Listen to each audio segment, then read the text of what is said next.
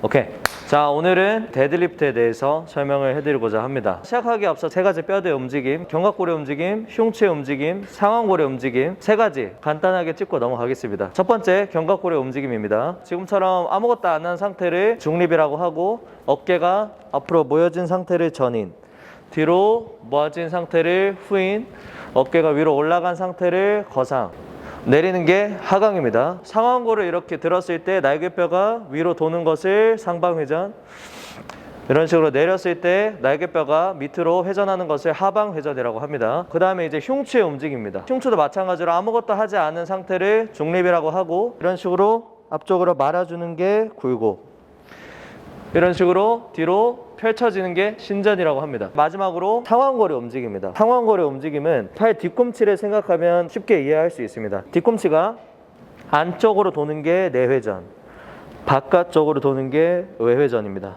내회전, 외회전. 그래서 멀리서 봤을 때 팔꿈치가 안쪽으로 도는 게 내회전, 바깥쪽으로 도는 게 외회전입니다. 그리고 팔꿈치를 구부린 상태에서는 팔꿈치가 바깥쪽으로 벌어지는 게 내회전, 몸통 쪽으로 붙는 게 외회전입니다. 그래서 지금까지 총 세 가지, 첫 번째 견갑골의 움직임, 두 번째 흉추의 움직임, 세 번째 상완골의 움직임까지 살펴봤고, 그 다음으로 알아볼 것은 이 견갑골, 흉추, 상완골의 상관관계입니다. 제가 견갑골을 전인시켜 볼 테니까 흉추와 상완골이 어떤 식으로 변하는지 한번 볼게요. 자, 어깨를 전인시키면은 흉추와 상완골이 어떻게 됐나요? 흉추는 굴곡됐고 상완골은 내회전됐죠. 이렇기 때문에 내가 어깨를 전인시키면 흉추의 굴곡과 상완골의 내회전은 같이 따라오게 되는 것입니다. 견갑골을 후인시키면 흉추는 신전되고 상완골은 외회전됐죠. 그렇기 때문에 내가 견갑골을 후인 동작을 하면 흉추의 신전과 상완골의 외회전은 같이 따라오게 되는구나. 그래서 견갑골, 흉추, 상완골은 서로 따로따로 움직이는 게 아니라 같이 움직인다, 쌍으로 움직인다, 그렇게 생각을 하시면 되시고, 그 다음으로 알아볼 것은 척추와 척추의 상관관계입니다. 척추의 부위는 세 가지로 나뉘는데, 목 쪽에 있는 척추를 경추, 갈비뼈가 달려있는 척추를 흉추, 갈비뼈 밑에 있는 골반 쪽에 있는 척추를 요추라고 합니다. 제가 이번에는 흉추를 신전시켜 볼 테니까 경추와 요추가 어떤 식으로 변하는지 한번 볼게요. 자, 흉추를 이런 식으로 신전시켰습니다.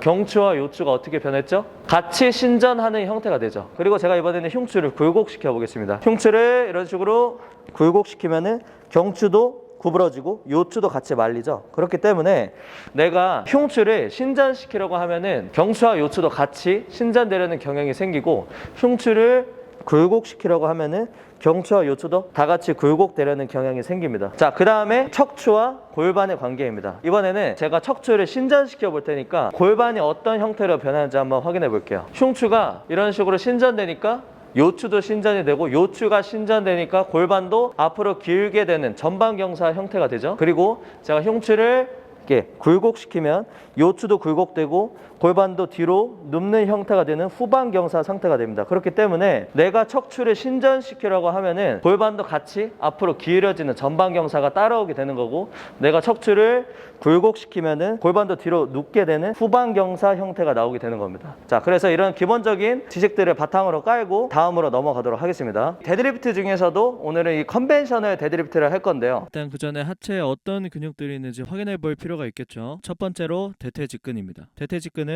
골반에서 시작해 대퇴골을 지나 견골에 붙는 두 관절 근육입니다. 대퇴직근의 기능은 고관절 굽힘과 무릎 관절을 펴주는 기능을 하고, 상황에 따른 쓰임은 척추 고정 시에는 다리를 들어주는 역할을 하고, 다리 고정 시에는 골반을 앞으로 기울이게 하는 근육입니다. 따라서 대퇴직근은 고관절의 굴곡 동작을 만들 때, 즉 힙힌지 동작을 만들 때 핵심이 되는 근육입니다. 그리고 두 번째로 대퇴사두 밑에는 외측 광근, 중간 광근, 내측 광근이 있는데, 세 근육 모두 대퇴골에서 시작해 경골에 붙는 단관절 근육입니다. 이 세 가지 관근들의 대표적인 기능은 무릎을 펴는 동작에 관여합니다. 세 번째, 장요근입니다. 장요근은 대요근과 장골근을 합쳐서 장요근으로 칭합니다. 대요근은 요추에서 시작해 대퇴골로 이어지고, 장골근은 장골에서 시작해 대요근의 힘줄 위에와 대퇴골로 이어집니다. 그리고 이 둘의 기능은 고관절의 굴곡 기능에 관여합니다. 그래서 장요근도 마찬가지로 힙힌지 동작을 만들 때 핵심이 되는 근육이 될 수 있겠죠. 네 번째는 내전근입니다. 내전근은 하나의 근육이 아니라 대내전근, 장내전근, 단내전근, 박근 네 가지 근육으로 구성되어 있습니다. 오늘은 이 중에 대내전근의 기능에만 집중해서 다뤄보도록 하겠습니다. 대내전근은 좌골에서 시작해 대퇴골 안쪽 전반으로 이어져 있고, 기능은 대퇴골을 몸 안쪽으로 모으는 내전 기능과 대퇴골을 뒤로 가져와 고관절을 신전시키는 역할을 하는 근육입니다. 다섯 번째는 햄스트링입니다. 햄스트링도 한 가지 근육으로 이루어진 게 아니라 반건양근, 반막양근, 대퇴이두 장두, 대퇴이두 단두 총 4가지 근육으로 구성되어 있습니다. 반건양근과 반막양근은 둘 다 좌골에서 시작해 경골로 이어져 고관절과 무릎 관절을 지나는 두 관절 근육이며, 기능은 고관절의 신전과 무릎 관절의 굽힘에 관여합니다.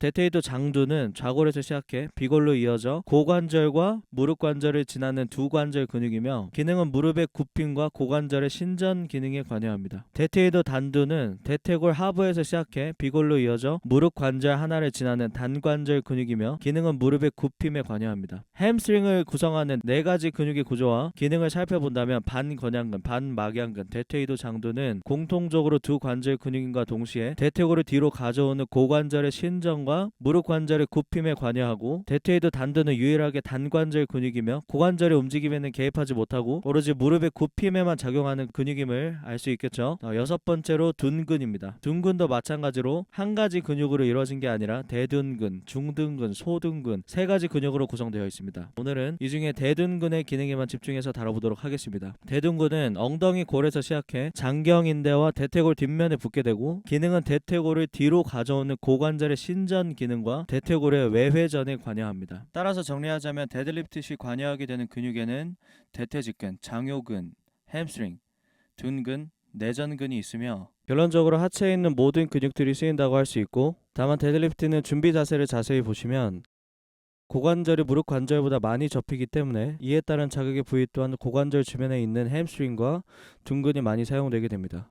즉 하체 앞면보다 후면이 더 많이 사용되는 운동이라는 것이죠. 이렇게 데드리프트 시 사용되는 근육과 어느 쪽 근육이 더 많이 사용되는지 알았다면 지금부터는 자세에 대해서 설명드리도록 하겠습니다. 컨벤셔널 데드리프트 같은 경우에는 발 뒤꿈치 기준으로 골반 너비 정도로 잡는 게 일반적입니다. 그런데 이 스탠스 같은 경우에는 충분히 개인차가 있을 수 있으므로 가이드라인만 드리는 거니까 따라해 보시고 자기가 편한 스탠스로 진행하시면 됩니다. 그 다음에 발끝 같은 경우에는 완전 11자보다는 약간 벌려주는 게 도움이 많이 됩니다. 왜냐면 바벨을 잡으러 내려갈 때 몸통이 들어갈 수 있는 공간을 만들어 줄 수 있기 때문에 발끝은 살짝 벌려주는 것을 추천합니다. 이게 좌우 간격이었고, 그 다음에 이제 앞뒤 간격인데, 이 앞뒤 간격은 바벨과의 간격을 말하는 겁니다. 데드리프트 할 때 바벨과 어느 정도 간격이 있어야 되냐면 미드풋 위에 바벨이 있을 수 있도록 해야 됩니다. 미드풋을 어떻게 잡아야 되냐면 정강이가 바벨이랑 거리가 한 1, 2cm 정도 간격을 잡으시면 그게 미드풋이 맞습니다. 바벨과 간격을 잡았을 때 생각보다 가깝다고 느끼실 수 있는 거리가 발의 미드풋일 가능성이 되게 높습니다. 옆에서 보시면은 제가 좀 가까이 서 있는데 이게 발의 중간인 게 보이시죠? 이런 식으로 바벨과의 앞뒤 간격을 맞춰주는 게 두 번째입니다. 그래서 여기까지가 스탠스였고요. 이제 바벨을 잡으러 내려갈 겁니다. 어떤 식으로 잡으러 갈 거냐면, 첫 번째, 무릎을 벌리면서 구부려 바벨의 정강이를 갖다 대어줍니다. 이때 무릎은 발끝 방향에 맞춰서 약간 벌리면서 구부려야 한다는 점 잊지 마시고요. 그 다음으로 두 번째는 체스트업을 통해서 요추 신전과 골반 전방경사 상태를 만들고, 체스트업을 통해 만들어진 골반 전방경사 상태를 유지하면서 팔과 손끝을 뻗어준 상태로 골반을 접어 바벨을 잡으러 내려갑니다. 이렇게 내려가다 보면 더 이상 내려갈 수 없는 지점이 생기는데, 이때 손끝이 바벨에 닿아 있고 햄스트링이 늘어나는 듯한 느낌을 받으셨다면 제대로 하신 것입니다. 그 다음으로 바벨을 잡아야 하는데, 뒷다리에 걸어놓은 긴장감을 유지한 채 어깨를 전인하고 흉추를 굴곡시켜서 바벨을 잡아주세요. 그 다음에 호흡을 전부 다 내쉬고, 이렇게 호흡을 내쉬자마자 한가득 숨을 들이마신 다음에 풀어졌던 체스트업을 다시 강력하게 만들어줍니다. 여기서 체스트업을 만들어주는 것이 데드리프트에서 가장 핵심이 될 수 있는데, 그 이유는 체스트업이 2가지 기능을 만들어줄 수 있기 때문입니다. 체스트업의 첫 번째 기능은 등의 강력한 지지력 형성입니다. 체스트업을 만드는 대표적인 근육에는 척추 기립근과 광배근이 있습니다. 제가 이 둘 중에 더 강조하고 싶은 근육은 광배근입니다. 척추 기립근은 데드리프트를 할 때 허리가 무너지지 않게 기본적으로 허리가 곧은 상태에 있을 수 있도록 받쳐주는 근육인데, 무게가 올라가게 될 시 척추 기립근의 힘만으로는 버틸 수 없게 되므로 이를 강력하게 도와주는 근육이 광배근입니다. 광배근의 기능 중 하나가 견갑골의 하강이라고 제가 광배근 영상에서 말씀드렸었죠.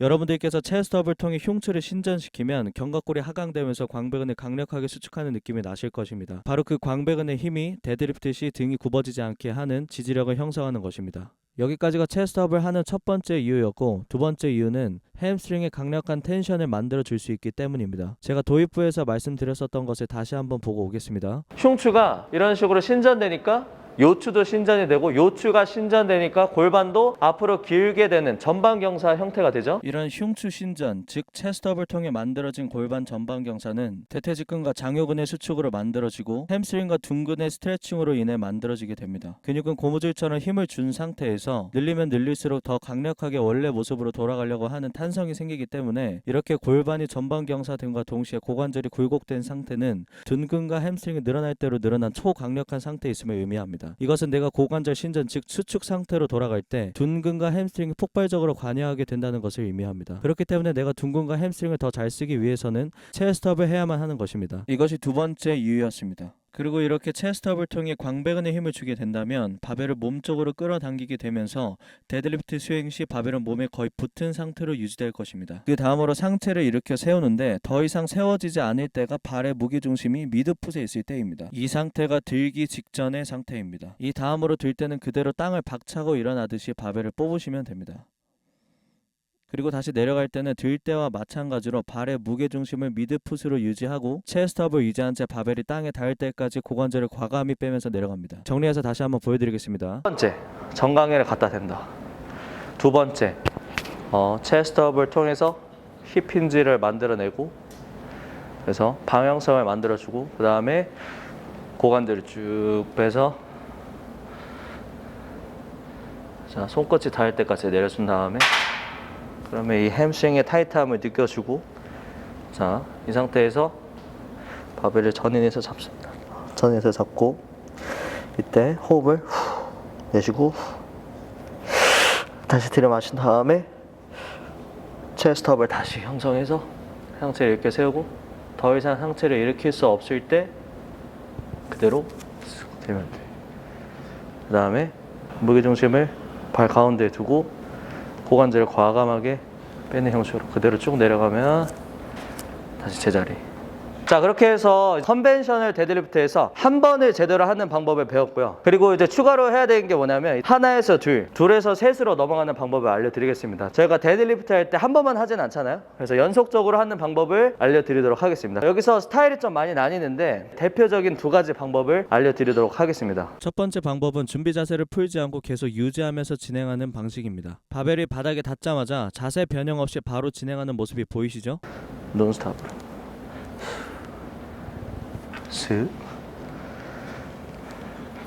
자, 이런 식으로 하나에서 둘 넘어갈 때 자세 변형 없이 그대로 연속적으로 하는 방법이 있는데, 햄스트링의 텐션을 내가 잘 느끼고 자세를 잘 만들 수 있었을 때 이런 방식을 하시는 것을 추천합니다. 데드리프트의 숙련도가 높으신 분들한테 제가 이런 걸 추천합니다. 왜 그러냐면 이런 연속적인 방법으로 데드리프트를 했을 때 가장 많이 할 수 있는 실수는 어떤 실수가 있냐면 햄스트링의 텐션을 잃어버리는 겁니다. 이것에 대해 어깨 영상에서 한번 설명해드렸었는데 다시 한번 보고 넘어가도록 하겠습니다. 근육은 어떨 때 큰 힘을 발휘하냐면, 근육이 이렇게 있으면은 제일 많이 늘어났을 때 큰 힘을 발휘할 수 있거든요. 그리고 그 반대로 가장 큰 힘을 발휘할 수 없을 때는 수축했을 때인데, 여기서 제가 말씀드리는 텐션은 근육이 늘어났을 때 느껴지는 팽팽함입니다. 고무줄처럼 긴장 상태의 근육은 늘어나면 늘어날수록 본래 길이로 돌아가려는 힘도 강해져서 강력한 수축력을 가지게 됩니다. 따라서 여러분들께서 어떤 운동을 하든지 간에 목표하고자 하는 근육에 이런 근육의 텐션을 느낄 수 있다면 수축 동작 진행 시 목표 근육을 가장 많이 사용할 수 있게 될 것입니다. 따라서 컨벤셔널 데드리프트의 타겟 근육 중에 하나인 햄스트링을 타겟팅하기 위해서는 햄스트링을 제대로 늘릴 줄 알아야겠죠. 그리고 자세 안정성 측면에서도 햄스트링의 텐션은 매우 중요합니다. 만약 데드리프트에서 체스트업을 통해 상체의 지지력을 형성함과 동시에 햄스트링의 강한 텐션을 만들 수 없다면 햄스트링 대신 이렇게 척추 기립근이 늘어나게 되면서 척추는 휘게 되고, 이는 디스크 같은 치명적인 허리 부상으로 이어질 수 있습니다. 그렇기 때문에 햄스트링의 텐션을 만들고 유지하는 것이 정말 중요하다고 할 수 있겠죠. 그래서 햄스트링의 텐션을 만들어주기 위해서는 햄스트링을 제대로 이완하는 방법을 알아야 합니다. 따라서 간단하게 햄스트링의 구조부터 다시 한번 확인하고 넘어가겠습니다. 햄스트링은 좌골에서 시작해 경골과 비골로 이어지는 두 관절 근육이므로 고관절의 움직임과 무릎 관절의 움직임에 관여합니다. 따라서 햄스트링 수축 시 고관절의 굴곡과 무릎 관절의 굴곡이 만들어지고 반대로 이완하고자 한다면 고관절의 신전과 무릎 관절의 신전이 만들어지면 되겠죠. 쉽게 말씀드리자면 무릎을 몸통 쪽으로 가져오고 무릎을 펼수록 햄스트링이 늘어나게 되면서 텐션이 강해진다는 얘기입니다. 이것을 데드리프트 자세에 접목시켜보면 체스트업을 통해 힙힌지가 잡히게 되면서 고관절이 굴곡되어 있고 무릎 관절은 편 상태에 있게 되면서 햄스트링의 텐션이 강하게 잡힌 상태입니다. 바벨을 들기 전에 이 두 가지 요소가 완벽하게 만들어져 있어야 하는데 하면서 자세가 완벽하게 숙지되기 이전에는 이런 식으로 무릎을 굽히며 주저앉게 되면서 햄스트링의 텐션을 잃어버리게 되고 그 보상작용으로 등이 굽거나 균형을 잃게 되는 현상이 나오게 되는 것입니다. 따라서 제가 추천하는 방법은 이어서 보여드릴 두 번째 방법입니다. 좌에서 잡아주고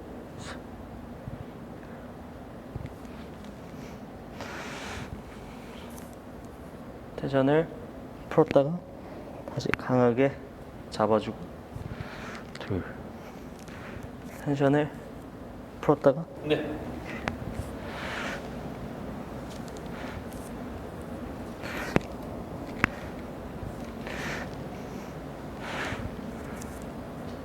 이 방식은 어떤 방식이냐면 상체, 하체 나눠서 봐야 되는데 상체는 흉추의 힘을 풀었다가 다시 줌으로써 흉추 신전의 힘이 풀리지 않고 잘 유지될 수 있도록 만들어주기 위함이고 그리고 하체 같은 경우에는 무릎을 폈다가 붙임으로써 무릎을 필 때 햄스트링의 텐션을 강하게 느끼고 무릎을 굽히면서 햄스트링의 텐션을 잃어버리지 않게 해줄 수 있는 방법입니다. 프로 선수들도 이 두 가지 방법을 선택을 해서 많이 하는 편이거든요.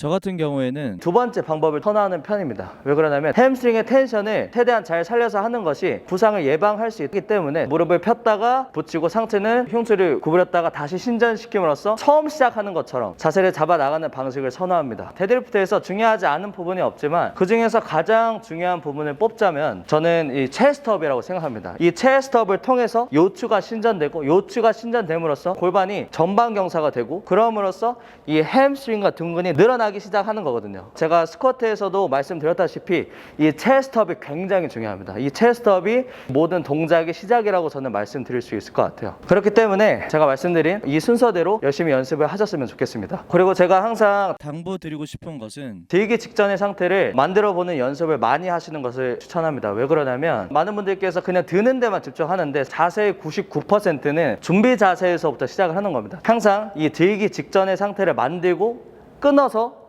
드는 것을 연습을 해주셨으면 좋겠어요. 예를 들어서 이런 방식입니다. 이게 하면 안 되는 경우입니다. 그래서 이런 식으로 너무 빠르게 연습을 하지 않도록 해주세요. 자, 지금 보여드리는 방식이 끊어서 연습을 하는 방법입니다.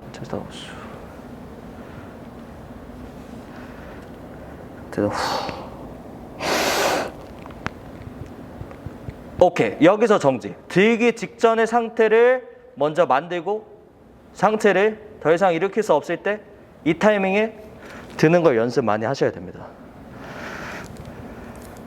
자, 풀었다가 여기서 바로 다시 드는 게 아니라 풀었다가 다시 감아줄 때 다시 들기 직전의 상태 만들고 다시 들어주고,